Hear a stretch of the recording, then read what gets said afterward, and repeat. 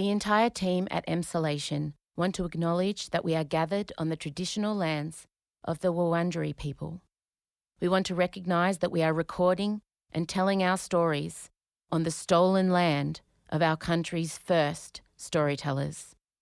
We wish to pay our respects to all Wurundjeri elders and ancestors, and to extend that respect to any First Nations peoples who listen to Emsolation. We recognise Aboriginal and Torres Strait Islander peoples' continued connection to the land and waters of this country, and acknowledge that sovereignty was never ceded. Always was, always will be. Em Rusciano. That woman made her wings out of the kerosene gasoline mix my father keeps in the Heinz Squirt sauce bottle by the fire. And Michael Lucas. I was about to say I've never shown up to a award show with makeup. Actually, not true. Not true at all. This is Emsolation. And it's a musical. And it's a musical. Wild. You're in Emsolation. Welcome to the final edition of Emsolation for 2024. This year has gone for several, so I'm looking forward to the rest. My name is Em Rusciano. I'm a writer, a singer, a stand-up comedian, a maximalist power queen, a neurodivergent magic brain, and a podcaster. And together with my best friend since I was 11, award-winning screenwriter, Mr. Michael Lucas, I bring you this podcast every week. I am not really here. I'm a skin hologram. With good hair, I've got to say. The world's first skin hologram with real hair, excellent hair. The same people they got to do the Moana hair, they got to do my hair for this visualization. That's some of the best hair in animation in the history of animation. Wow. And I remember reading an article that it was something like 27 full-time jobs went to just the getting every creation of that strand. hair. It's beautiful hair. Yeah. If there was an award for that, they're not going to win Best Animated Feature at the Golden Globes, but if there was a hair award, it would go to the Moana hair team. They created my hair for today's feature, Emsolation. I'm so tired. Thank you to everybody who came to my show on Saturday night at Margaret Court Arena. The Outgrown Tour has been going for as long as the Eras Tour, it feels like, and both said goodbye this They week. did, tearfully. Tearfully. Not so many people gathered in pubs to watch live streams, but of my show, Yeah. Taylor's ending. That woman, I read today she gave away $197 million to crew. Bonuses. Whoa. And someone commented underneath it, that's more than some artists make on the whole tour. I'm like, some artists? Who's making $197 million on their tour? That was just like, it's more than that. So good for her. Wasn't it a 2.2 billion grossing tour? Yes, and my crew got taken out for coffee today. Same. Well, generous queen. Generous queen. There's a lot going on. Today on the show, we are going to be discussing the crime that is gripping gay culture. And it is not. Other cultures too. Mainly, today I asked the question, are homosexual men okay? And I have one here to speak on your behalf. We'll also be briefly touching on what's happening around Jay-Z and Beyonce, and also the Globes. The nominations have been announced. It's a few questionable. I'm going to say category fraud. I'm going to say this. The theme of the Golden Globes 2025 is category fraud. Yeah. And then Michael has prepared a presentation. I have. What is it? The top 10 diva moments of 2024. 2024, our year of the diva. We knew going in it was going to be, and in many ways it exceeded our expectations. New divas were born. Mm-hmm. And so I've found, for me, the most impactful diva moments, and ironically, only one of the 10 actually includes singing. I have no idea what this is. He presented the idea to me last week and I said yes. She was very tired. She's like, can I just show up and react? I'm like, yeah, that works well. I was so happy Just that like meant you do. that if we decided we were going to sort out between us the rankings, 3 days would have been lost. Whereas in this instance, I just... Interesting. That makes me want to blind rank the moments before you go in them. That does make me want to blind rank them. We can't. It'll slow us down. But slow us down. But also I feel like we have, like if you were doing a diva list, there would be so much more singing. it's true. Yeah. mean Whereas mainly. my one, it's not about that. A diva it's about the attitude of a diva. It's about bringing out that. Absolutely. Now, as long as I know the guidelines, I'm fine. I Yeah. mean, So that will be coming up also. You'll be getting a little bit of that, but it'll mostly go into sealed section. We're trying to encourage you to take up a 7-day free trial. We've set it up so you can trial any tier of Emsolation Extra. So you'll be hearing some of Michael's list, but if you want to hear all of it in all its glory, you do need to be a subscriber, which is now free for 7 days. So really, why wouldn't you take it up? Can't afford not to. Absolutely. Before we get to the top 10 diva moments of 2024, there is a news story currently gripping my algorithm, which usually is reserved for gay culture. I am in queer media. I am in queer media. I am too. And I'm holding space for that. Totally. Luigi Mangione has been... what? Italian. Mangione. Yeah. Luigi Mangione has been charged with the murder of United Healthcare CEO Brian Thompson.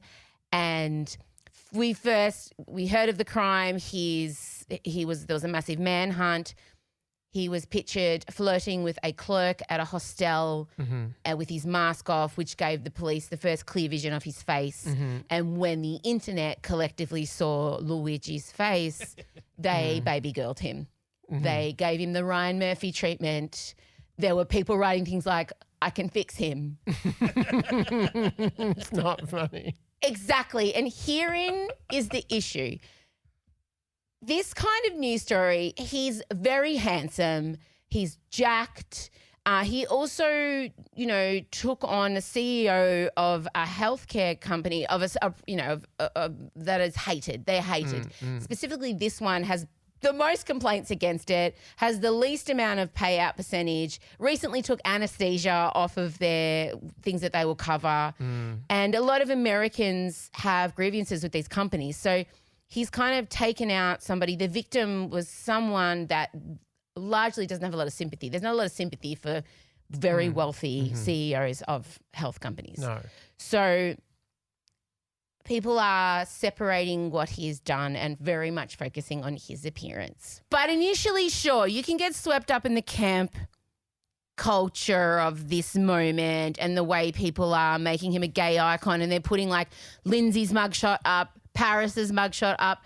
Remember the hot guy who, the blue eyes, who ended up acting in something? The most attractive man ever, and it was from a mugshot. His mugshot, and now Luigi's been captured. He's been charged with the murder. He will face trial, and this is going to be... The trial is going to be unhinged. Ryan Murphy is wetting himself. He's just figuring out a way to get Speedos involved. It's already probably booked in, although he's not Italian. Does that matter? No, yeah, they'll have to be. Lady Gaga's already rung, I'll play the mother. Right, we know this. And so I'm taking in all the memes and I start to feel that yucky knocking in my ethics place and the creeping in of why is it okay to celebrate the death of somebody? Because inherent... Murder. I think you can say murder. Killing. Because killing. Inherent to our humanity is the belief that no life is of less value than another person's. And I started really digging in on it. And I think if we start saying it's okay to kill certain people, it sets a really dangerous precedence of... vengeance, of retribution. And then, it's okay, maybe everybody's for it because they think this particular victim was a villain. But then, what if it happens to somebody that you really love? It also dehumanizes this man's life. He has kids that's putting them through more trauma. They haven't done anything wrong. Their father's been brutally murdered. And I think seeing all of this kind of romanticizing about this young man would be extremely traumatizing for these young boys when their dad is gone. And I think I just, regardless of the victim's character, there's something inherently inhuman about rejoicing in another person's death. And I think it also will encourage this kind of behavior because the notoriety this man is getting, and it could encourage other people to act. And who's to say next time that it's going to be a CEO of a healthcare fund that people hate taken out? It could be an innocent person who, has a different religion to the shooter. Like, these things happen all the time. And I think not condemning this action and glorifying him it's not sitting with me. I mean, I feel like murder is bad shouldn't be a Well, I say radical that in my hot show. take. I do say that in my show. You do say that with the With the mushroom lady. mushroom killer, absolutely. If you take anything away from my show, that is that M. Rusciano is against murder. And despite the craftsmanship that both of them showed in various ways, It's not okay. it's not okay. But I'm really like, I was challenged because accounts that I love on Instagram, like accounts that make me laugh, chortle, I think are really intelligent sometimes. They're using the memes are flat out comedy. And I'm sitting there questioning myself, thinking, am I being too serious? And then I checked in with my little heart and soul. I'm like, no, someone's dead. Yeah, I mean, it obviously says something about how brutal the situation's got to be over there if people feel that level that they're pretty down with celebrating murder, then that says something about a Don't you think society. it just desensitizes people even more to violence and death, and like this slow desensitizing of society to loss of human life? Do you know what I mean? Like it's just Yeah, but I mean, I think it also there's this, which is the absolute, like, this guy is hot, this hot killer. There's that aspect, No, but even also before he that, took out somebody who's considered a Yes. villain. Yeah. There's two aspects here. He's hot, but it's a bit of a hero's story because if you look into it, it seems his grandparents suffered greatly. He had an operation that seems to have been the catalyst of his radicalization. And his grandparents suffered greatly. he's okay. he's both were in the healthcare system. Both seem Right. to have been failed And because this he wrote guy, about their he was death. the valedictorian of his school. Yeah, everybody who knew him said up until his back, they're all speaking to TMZ, and up until the back operation, he was, loving and intelligent and was the class valedictorian. His speech has now surfaced, and he's a lovely Italian kid. And his friends are suggesting that allegedly this back operation radicalized him and something changed. And he was in desperate pain, but also had gone through it with both your grandparents. So, but all that aside, it's... Isn't it also, like, sometimes I feel sometimes similar pangs when we get true crime obsessions and when we start to turn it into, like, it's like a ravenous fictional. We're treating it like some sort of Agatha Christie thing where it's like there's actual victims, real people. Like even the whole Menendez obsession is, like, Wild. sits strangely with me. And that got nominated for a Golden Globe. That Monsters, the Eric and the where they insinuated, like, basically the brothers were in a loving relationship, and that they're still alive. They're in jail. Those two are they're still kind of fighting the legal system. Well, it looks like they might get out, partially based on the new attention that's Yeah. And swung towards them. also the Jeffrey Dahmer series, Yes. that was like, I'm like, what are you doing? The John Benet Ramsey, Madeleine McCann is still in the press every second day. And she disappeared 20 years ago, more. We do develop these strange obsessions, and I think we do forget that there are actual victims, actual people out there who are traumatized and trying to pick their lives up. But And this one had this aspect of it was in the middle of the street in New York and he got away. Like, he got away, and all of these strange details about what was on the bullets, and it felt like it just felt like a narrative that you've seen in a movie. And then down to the fact that the leading character was very good looking, all feels like it's a form of entertainment. And maybe all those postings are confusing it as an entertainment event when it's desensitizing us, making us forget someone died and just focusing on what he is and what he looks like. Yes. So, yeah. It's propelled by the fact that it's like, well, I'm against those insurance companies anyway, so I can harden my heart that much faster. Yeah. I urge you, and I know, and I do feel like, are you taking it too seriously? Nope, someone died. Someone genuinely died. And like I said, if you lose that part of your humanity where you start ranking people's lives less than because they work in a job or because they have a different religion or because, like, where does it stop? Who decides the ranking of human life? I mean, if it was done, like, imagine if after the Bondi Junction killings, people started having lost things about that guy. Like, you'd be appalled. Exactly. You'd absolutely lose your mind over Yeah. it. So that's where we sit with the Luigi Mangione story. I see it. I mean, I feel like you and I usually align with these things. Yeah, I feel pretty comfortable saying. Yeah. Don't murder. But look, it's obviously going to develop, and I mean, the trial is going to be. I just feel like the people who are going to. I can't. I actually If he pleads not guilty, and then imagine the, oh my God. I can't imagine. I can imagine already. I don't want to. Someone's going to get nominated for a Golden Globe for playing him. I know. I know. The Golden Globes, as you say, the nominations segue. have come out. Good segue, babes.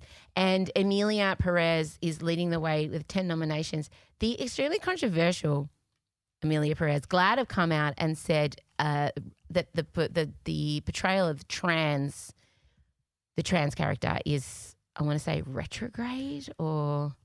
It's a complicated... Have you seen it? Yeah. Okay. What did you think? Would I hate it or not? I think it's pretty amazing and you've kind of got to see it. Okay. It's like no other film you've ever seen before. What is it? Can you briefly describe? So, oh God. But even the describement, but I love a film that's almost like, can you believe that this is the film? It's a musical. Mm-hmm. Wild. I didn't know that, by the way. I knew the plot, but I didn't know it was a musical. Yeah. We're in Mexico. Zoe Saldana plays a lawyer who is struggling because she's a woman of color. She's struggling to get anywhere. She gets this mysterious phone call and it's someone saying, do you want to make millions and millions of dollars? Go and stand on this corner and meet us there. She gets sort of kidnapped and taken to this like crime boss, this terrifying crime boss. This is all within the first 10 minutes. And then the crime boss like unhoods her, takes her in and says, you've been brought here because I am a woman, I am transgender and I want to transition and I need to fake my death and find the surgery and take care of all my family who will never know all of this and I will pay you millions of dollars if you sort it all out. If you find the surgeon, if you find out how to fake my death, if you do it all. That's the premise. And it's a musical. Wild. And Selena Gomez is in it. Selena Gomez plays the wife of the crime boss, transgender crime boss who has no notion of any of this happening. As I mentioned, Zoe Saldana, I didn't realize native Spanish speaker. Mm-hmm. And I can't remember her name. Is the whole film in Spanish? Mostly, yeah. It's a foreign language film. So it is a foreign language film. Like at this point, you'd have to say it's probably the favourite for best foreign language film at the Oscars. And obviously it's a real trans performer playing the lead and amazing performance. All are amazing performances and also like truly like nothing else you've ever seen. So what do you say to the criticism of the way that... I understand it. I mean, the criticism of it is it's hard to speak about the criticism without telling you more about the story. Do you agree with the criticism? I mean, I feel like if trans people are saying they have a problem with it, we have to listen, right? Yeah, but I mean, you're getting both. You're getting like this is an absolute breakthrough and this could be a trans performance that will... Yeah, because it is a trans actor. Yeah, important to and note. also you're getting the notion of the way that the character changes during their transition feeds into retrograde. Like I mean, I guess I understand. I guess it's a situation. It must have been hard for that actress. Yeah, because she's a trans woman. She lives as a trans woman, the actress in real life. Having to was she? Do you ever see her as a man? You do? Oh, she plays the crime lord at the start. It's absolutely. So she had to. That would have caused a bit of gender euphoria, dysphoria, not euphoria, gender dysphoria. I imagine. I imagine that would be like that's really brave to go back to. Oh, and it's an incredible performance. Jeez. They're all incredible performances, deeply felt.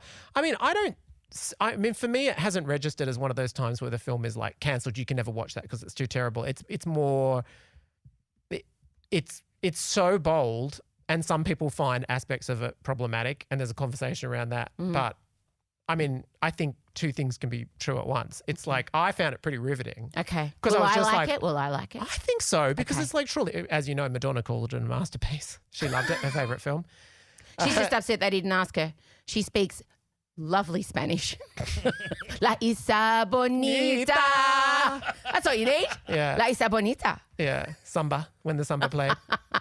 Oh, okay. So that's leading with 10 noms. Yeah. The Bear, that hysterical show, so funny. Joke after joke after joke. Like I sometimes have to take a breath from how funny it is. Nominated for Best Comedy again 5 times. What? How? I don't know why they do it that way. I mean, they're committed to it now. I guess they feel like it would be weird at this point if they changed the drama, but... boys, you're going to have to turn the air conditioning on. I'm going to die. I'm having a hot flash. The theory with The Bear was that when it came out, Succession was so dominant. Category fraud? Yeah. Is that what you're saying? Yeah. Mate. I know. There's it's crazy. nothing funny But about particularly, like, it's especially weird when there's very little comedy in it, but Jeremy Allen White's performance is so non-comedic it's just ridiculous. And so for him to constantly win Best Comedy Performance is just... It's funny in itself. Maybe it's amazing satire. Who can say? The musical comedy category is like so mystifying. How Challenges and Wicked can be considered in the same sentence is wild to me. I know. It's wild. I know. I mean, part of me likes that they separate so that you can just get more recognition for more things. Yeah. And also because comedy runs at such a handicap in the Oscars. It's so rare that they recognise comedy. Although my feeling is, at this point, I think Wicked's got it, Best Film. I really do. Yeah. John Chu not nominated for Best Director. Controversial. Interesting. Very. Yeah. And a complete unknown, not reviewed, no one's seen it, but up for lots of awards. Well, the press have seen it, and so But they said it was unreviewed. Yeah, it had unreviewed in brackets. Doesn't that mean the press haven't seen it? No, it means that they've still got an embargo on it. But they would have invited, don't worry, they would have been inviting the Hollywood Foreign Press That is the Association. Bob Dylan biopic starring Timothée Chalamet. Where he does his own singing. I did not know that. That's amazing. Look, we'll be across it. Obviously, we'll be back around the time the Globes is airing. Is that Jan 25? Around there? I think so. Yeah. Substance as well as the other breakthrough because they smartly put that in comedy. And it is, I would say that's right. It's comedy. Oh, it's funny. Okay. We found it hysterical. But is it deliberately funny or is it unintentionally funny? Oh, no. Okay. For me, that's like top 5 films. I will never see that film. Really? Why? I can't do body horror. Sensory. Can't do it. I feel it. So good. Have you seen it? Sorry, I'm just completely... No. We're on a podcast. Yeah, we're on a I shouldn't podcast. open it up. Yeah. I haven't seen it, but You I did haven't have seen a it? chat with a friend of mine who managed to watch the entire thing while on ketamine and said it was an interesting experience. That's an insight. Yeah, I can imagine. I saw it very early on and found it hysterical. I don't find it scary at all. Okay. And but Quite a few noms. Amazing story. Like for me, it's in the spirit of Death Becomes Her, but goes harder and further. And Yeah, to me, right. goes there in every way that you can go there. And our most questionable nomination is Nobody Wants This. Look. Nobody wanted it in the Golden Globes category. No, they certainly wanted How? it in terms of, it was a huge hit. It doesn't mean it's good. No, it Like- really does. Like Married at First Sight's a huge hit, but we're not nominating that. McDonald's is the most popular food in the world, but it doesn't have a Michelin star. It doesn't mean No. it doesn't mean that it should be there just because it was popular. The Golden Globes are renowned for being very susceptible. Star fuckers. Yeah. Little Pamela Anderson's also got her first awards nomination That of is- all time. Can we just all collectively agree to stop talking about the fact she's not wearing makeup? We've done it. It's been probably 2 years now. Can we stop asking her about it? Can we stop headlining it? Can we stop making it the focus of every article? Like, I'm tired of it being anything. That's the only thing they can't believe she has the audacity to turn up barefaced. And they call her unkempt. Lots of the men don't do anything. It's true. I was about to say I've never shown up to a award show with makeup. Actually, not true. Not true at all. All right. We were going to talk about Jay-Z and the allegations, but I can't do any more. I just want to say I've spoken about it quite a few times. Unicorn of Death coming through with the goods. The tour and the Super Bowl, the halftime performance on Christmas Day and the tour, you're in danger, girl. Well, and also we now know that these allegations fell literally the day before Mufasa. the big Mufasa, which is Blue Ivy's unveiling as a performer And Jay was there on the red carpet. with Tina beside him. Oh, Tina. Beyonce on one side, Tina with a boomer. Unfortunately, like it. We have Tina- our hot theory. Can we just touch on that? Okay, Tina says that she's been hacked. She said, let me just read you exactly the letter from her notes app. One moment. People found that she had liked a couple of posts about the allegations against Jay-Z. Let me But just she clarified hastily. Let me just say, and it was from a notes app, so I love that for her. Yeah. You and I today have already sent 50 messages. I know. I know. wow. But that's a low traffic day. It is. Okay, here it is. 1:49, line through the alarm. She's got one bar. Her battery's very low. December 9th at 1:47 p.m. I was hacked. And then like a really big space and an exclamation mark. As you all know, I do not play about my family. So if you see something uncharacteristic of me, just know that it is not me. And then a big space again with the exclamation mark. So what Miss Tina is saying is that somebody went to the trouble of hacking her account with 4 million followers, liking only 2 obscure posts about Jay-Z being, accused of what he was accused of, and then just got out. It was me. I can confess. I finally cracked Tina Knowles' account, and I thought, what am I going to do? You know with this her password would be unprecedented Tina. power? It's actually Tina ! Okay. Space. Oh my God. Tina needs. Can you imagine when Beyonce saw Yeah. that Tina had liked the two posts? Can you Yeah. imagine the poor PR guy that had to scuttle in Yeah. and say, Yeah. Mama Tina. your mother's Yeah. liked him. And she's like, fuck. Yeah. And then call, Mum.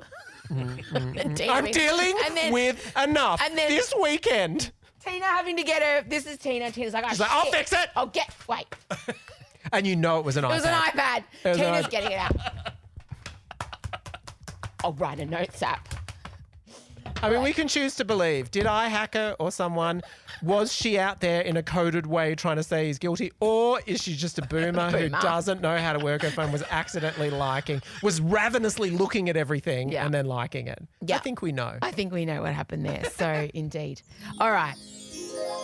2024 has been a huge year. Our year of the divas. It really has. And I didn't know how to commemorate it because I'm exhausted from it.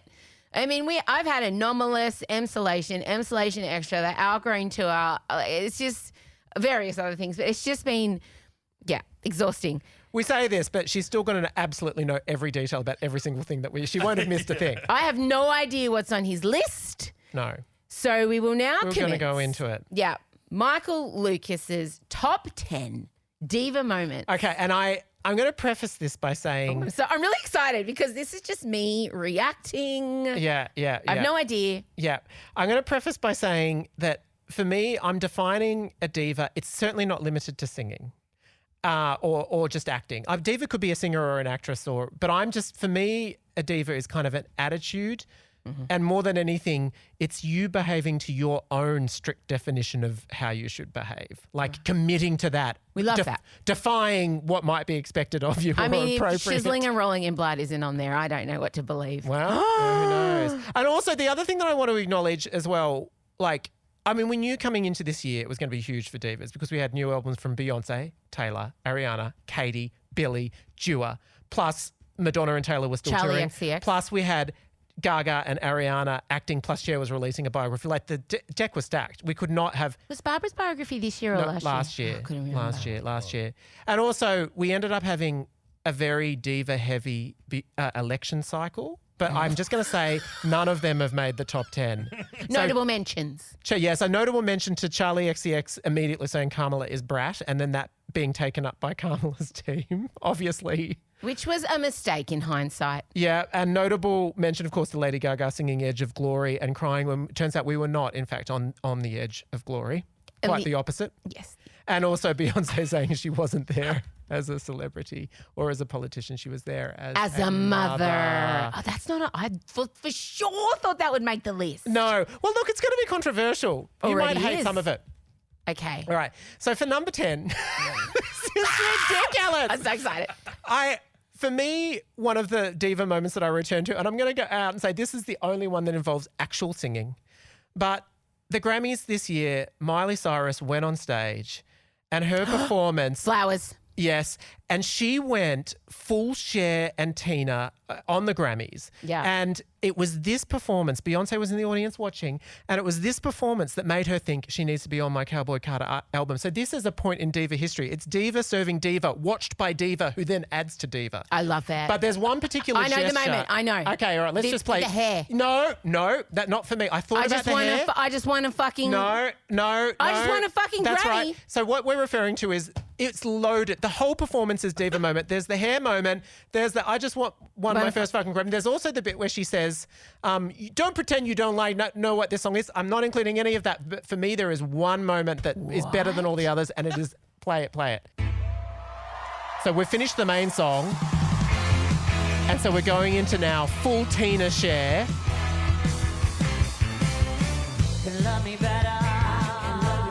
And for me, the moment of all moments is how she chooses to end the performance. Do you remember it? Oh, I love it. I can't stop watching it. She's disappeared too. haven't seen a hide nor hair of her in the last 6 months. Okay, here we go. Ready? I love it. And the hair. For me, it was electrifying. Can you finish one of your shots? I forgot about that. The toss a side turn, shake the hair up. But I've never It gives me chills still. I've never seen anyone. It's like you're pushing the grade 6 boy who keeps putting chewy in your hair. It Yeah. had that energy. Yeah. It had I'm pushing a bully yeah. over energy. Yeah, absolute. Fuck off. Yeah, it wasn't a mic drop. It was Yeah. just, oh, wow. And for me, there was an attitude That's of... quite niche by you. Oh, absolutely. That's a niche Diva moment. But I'm going with what vibrates in me. See, we're going to have different vibrations. Yeah. Because for me, the moment of, I just want my first fucking grown. Like, that is Yeah, massive. Sure. You've gone for the petty moment. No, but I want my first foot. That's great and that's unguarded. But for me, often No, I a appreciate diva is associated with see doing you. something that feels I see you. uncouth see. or like, who is she to do that? I'm getting the vibes of where we're headed. Okay, Getting I'm the vibes. readjusting my calibrations. So my number 9, Madonna had to always be on every list that I do of a diva. So I must. And I'm going to stop you there. If you want to hear the rest of Michael's countdown, Oh, mean. if you want to hear the rest of Divas Michael's can be mean. Diva countdown, you must be a subscriber to Emsolation Extra, which you can now be for free. We are doing free 7-day trials. What's the website? You just need to go to emsolation.supercast.com. Okay, we're heading in to the next part. We have mentioned Madonna, who I knew would be there, and I can't believe she's all the way up at 9. But if you want to hear 8765432, what could one be? You must be a subscriber. Thank you so much for being with us in 2024. If you choose not to take up the free offer, which is wild to me, like why wouldn't you? It's free. Cancel any time. Exactly. If you choose not to, I'm so sorry for you. You must be going through some things. Thank you for being with us in 2024. We look forward. We will be back. Every other podcast seems to be finishing up. We're not. You can't get rid of us. We'll see you in 2025. But I know you're all off now to claim your free trial. Bye. Okay, go.